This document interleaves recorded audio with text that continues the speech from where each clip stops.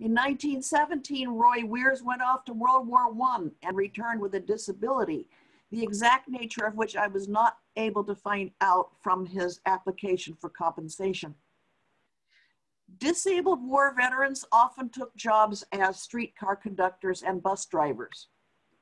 Roy was a streetcar conductor on the Seattle Municipal Railway after the war.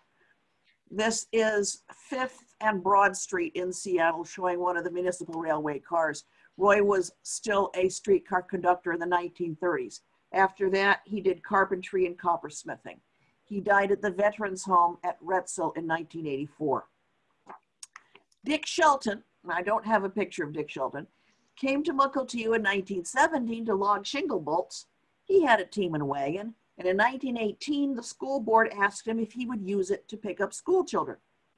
The quote-unquote bus stops were along a route that went from the water's edge on the roads at the foot of Nelson's Hill, 84th Street, over the hill, and then down Goat Trail Road to Rose Hill. The route grew, and soon Dick was picking up all the students in the district, including the high school students. He continued to do this until the Nairn brothers took over the contract in the late 1930s. Next. When students finished their 8th grade at Rose Hill, they then attended Everett High School. In those days, Mukilteo Boulevard had not yet been built. It was finished in 1927. So students took a boat to high school. One of these boats was called the Island Flyer, which you see here, and another was called the Noreen. For the first 6 years that these boats operated, students were transported for free until Snohomish County decided that one school board should not pay fares for another. Therefore, the students after that paid a fare of $1 per week for their boat transportation. If they missed the boat, students generally had to walk up and down the railroad tracks between Mukilteo and Everett, so don't miss the boat.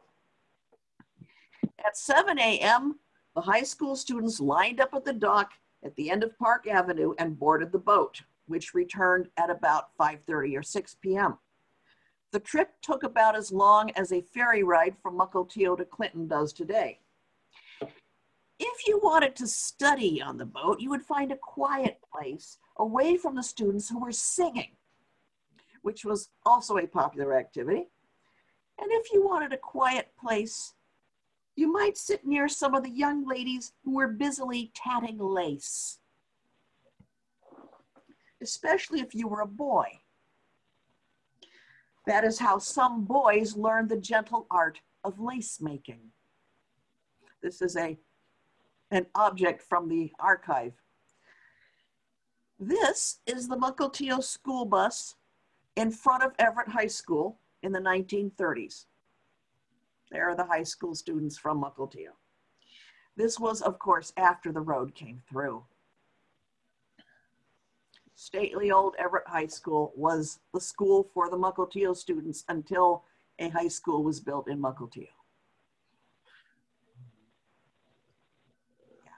So we miss the buses on the roads around here. Maybe not all that much, but we do miss them.